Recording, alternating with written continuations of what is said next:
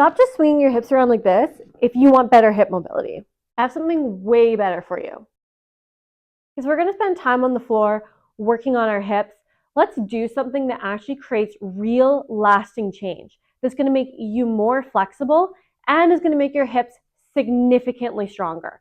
And that's not going to do that. The number one thing you need to know if you want to actually get out of pain and reduce your stiffness is what is the tightest is often the weakest. This is why it doesn't just work to swing your legs around or to passively stretch. We need to build strength in the hips if they're going to feel good. If you don't want to feel tight, also build strength. And here's exactly how you're going to do that with a bear sit transfer step by step. Step number one, start in your 90-90. How do you know you're in 90-90? Your front leg, the knee is lined up with the chest, and we're at 90 degrees. Your back leg, the knee is lined up with the center of your hip, and you're at 90 degrees. That's 90-90. Now you're going to kickstand your hands back behind you. Closer up is harder. Farther away is easier. So pick your own difficulty level based on however you feel today. Now let's move into our transfer. If I'm keeping my chest pointed towards this front foot right here, then I'm going to lift up my back knee as high as I can, only until that is as high as it's going to go without turning my chest yet. Now I get this great squeeze in the side of the hip. So I'm building strength here. Once I've hit that max, then I can start to turn my chest towards the front while still keeping this other knee glued to the floor.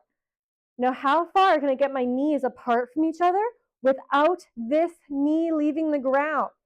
Great contraction in the side of the hip, little bit of a stretch into the inner leg. Now, once we've hit that max, that's when we're going to transfer all the way into our bear sit. So now we're going to pull our knees as far apart as you possibly can. How close can you get them to the floor?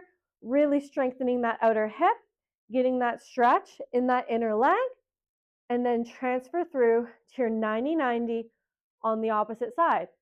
You just completed half of a rep. So let's go back the other way. Chest is pointed towards this foot. You're going to open up the leg only as far as you can without the torso turning. That's how you get the best contraction into the hip. If you move too soon, we skip out on that strength aspect. Once you find that, then you can start turning, still keeping that knee glued to the ground.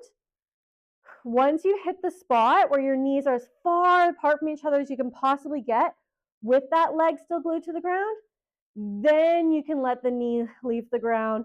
Come into your bear sit, hold for a couple seconds, pulling your knees as close towards the ground as you can, and slowly come back through to the other side. So even in one rep, you can feel how big of a difference that is from swinging your legs around and how you're going to build so much more strength into your hip. Let's do it together one more time. You're going to pull that back knee up as far as you can without letting your chest turn yet. Once you're at that max, then let your torso start to turn towards the front, still keeping the knee glued to the ground. Once you found that max, then you can transfer into bear sit. Keeping your knees as far apart from each other as you possibly can, really working hard to try to pull them towards the floor to maximize that strength aspect, and then transfer into your 90-90 on the other side. It's really about trying to put the effort into finding those end ranges for you to get the most out of this. So let's go back the other way. Lift that knee as high as you can without your torso turning. Once you found that max, now let your torso turn and come as far as you can without letting the back knee lift. Once you found that max, now we come into our bear sit, letting that back knee lift. Pull your knees as far apart from each other as you can. Harder you work here to pull your knees apart, more you're going to get out of it. And then transfer back into your 90-90 on the opposite side. If you do this for 5 to 10 reps a day for 60 days, it will completely change your hips. Send this to somebody who complains about tight hips all of the time to show them how to build strength into their hips to reduce that pain and stiffness.